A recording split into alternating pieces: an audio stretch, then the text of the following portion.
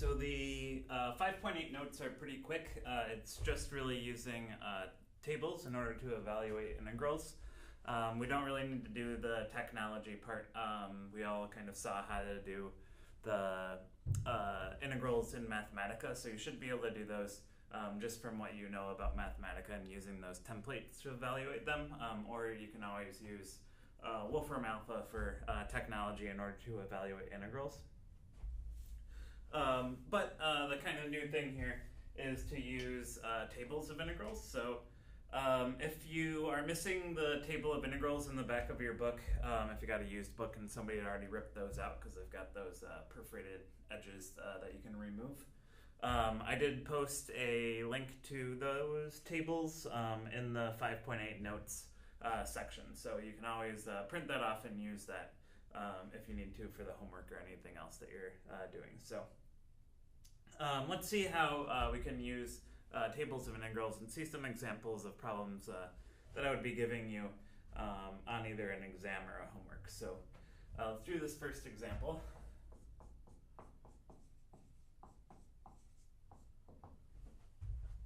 So we're going to just evaluate the integral.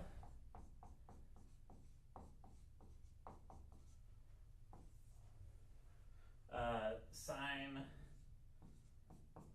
squared x times cosine x times the natural log of sine x dx, and we can use the tables.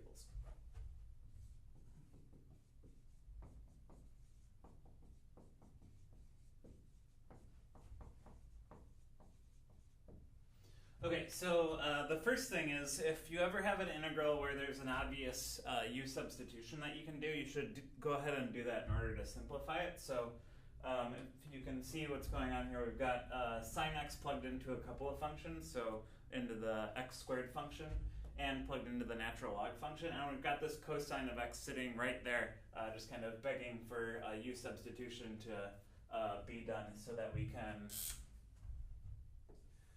substitute in for cosine x dx du. So if we set u equal to sine x, then du is going to be positive cosine x dx, and we don't have to do anything with that. We've got exactly cosine x and dx sitting right there to put our integral in terms of u.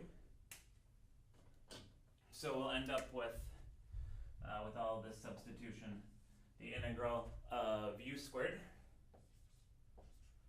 The cosine x is going to go in with the dx to make du, so I'll leave that guy off. And then natural log of just u now. And cosine x and dx gave us a du. Okay, so we're all set up to do integral all in terms of u. If we were going to do this without using tables, you would use integration by parts to do this. You would want to set u equal to the natural log of u, and then the derivative would get easier. But we've got a table of integrals to use, so we might as well do that. So the formula that we're using is formula 101.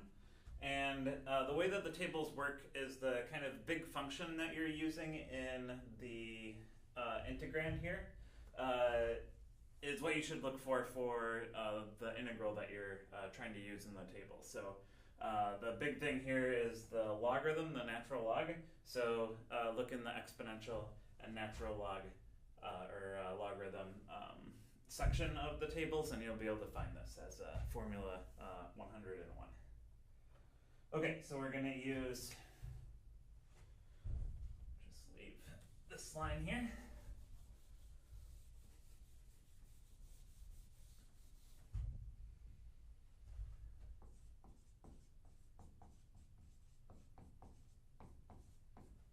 And formula 101 tells us that the integral from, the integral of u to the n times the natural log of u du is equal to u to the n plus 1 divided by n plus 1 squared times n plus 1 times the natural log of u minus 1, and close that big parenthesis, and of course plus c at the end there.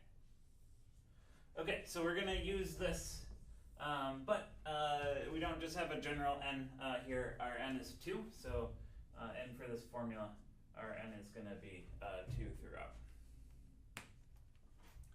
Okay, and then that should give us our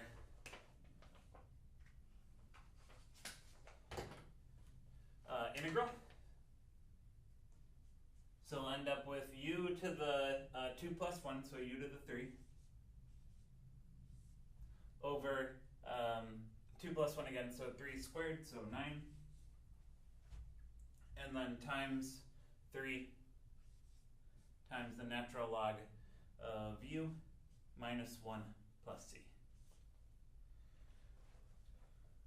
Okay, so we got the antiderivative pretty quickly just using that formula. Don't forget, at the end we want to just get our integral back in terms of x, get our antiderivative back in terms of x. So let's just plug in that sine of x for u, and then we should be all set.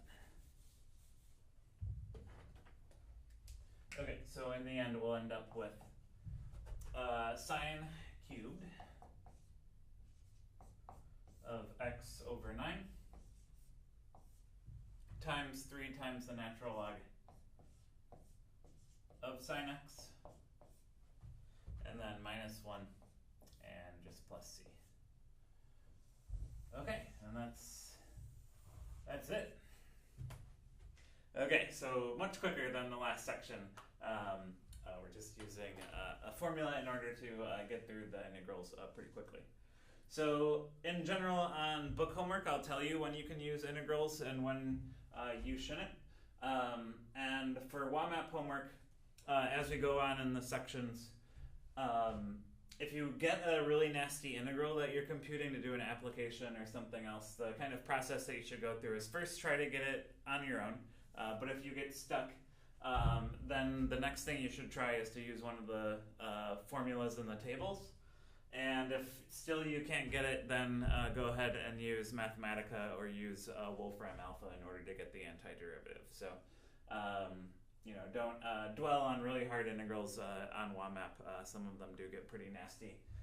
But if you try those things, it'll be good practice to try things and get stuck and kind of keep on moving on, like we need to in our Calculus 2 class. Okay, so we'll do one more example from this section.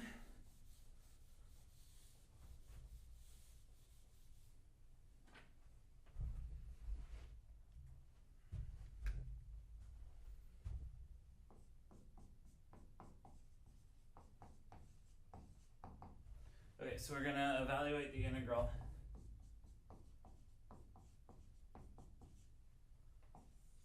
of e to the 2x times arctangent of e to the x.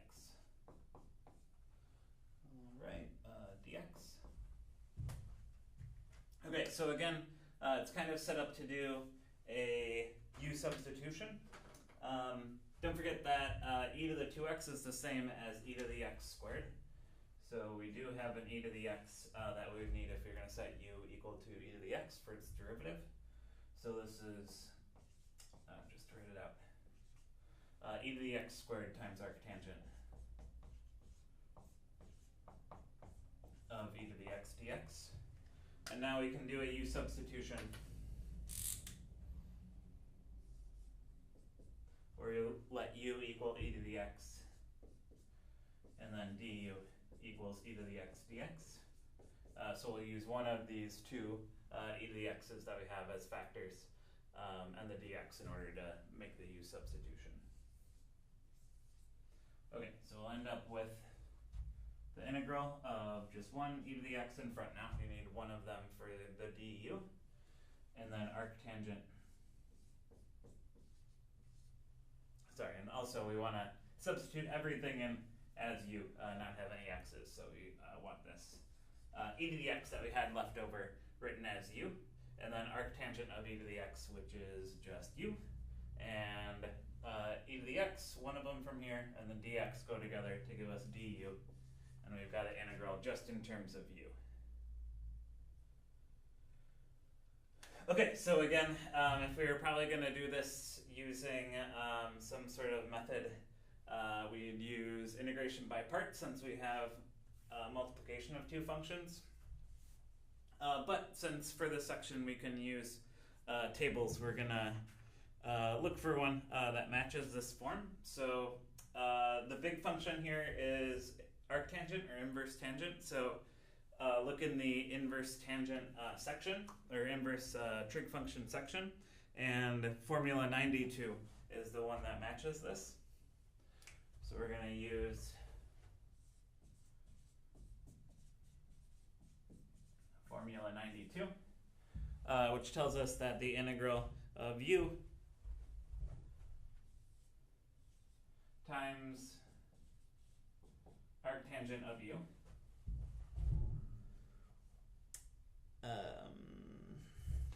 du is equal to u squared plus 1 divided by 2 times arctangent of u minus u over 2 plus c. And there's no n here or other variable to set a value for it. We're just going to use that integral, that formula, just like it is, and we'll end up with everything the same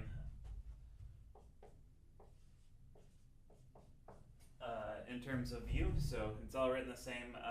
The writer of the problem used arctangent instead of tangent to the negative 1. So might as well at least just use that notation for that inverse tangent. Write it as u squared plus 1 over 2 times arctangent of u minus u over 2 plus c. But then we want to put everything back in terms of x, so just remember that u is e to the x. And we'll write this as e to the 2x for e to the x squared plus 1 over 2 arctangent of e to the x minus e to the x over 2, and then plus c to finish it off. Erase this so they're not running together.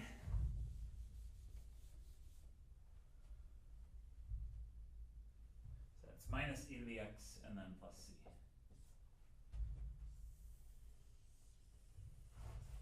Okay, and again, we use that formula to get that antiderivative pretty quick after just one u substitution. Okay, and that's it for this section. Again, the other thing it talks about is using technology to evaluate integrals, and we've got two things. We can use Mathematica, or you can use Wolfram Alpha in order to calculate integrals if you ever get a tricky one that you want to figure out without having to do all the work. So. Okay, and that's always a great way to check your work too if you have a long process to do it. Alright, so that's it for that one. The next section is pretty short too, so we have both of them as kind of one class period, or watch them on Friday instead of coming to class, and they should be pretty quick. So, alright.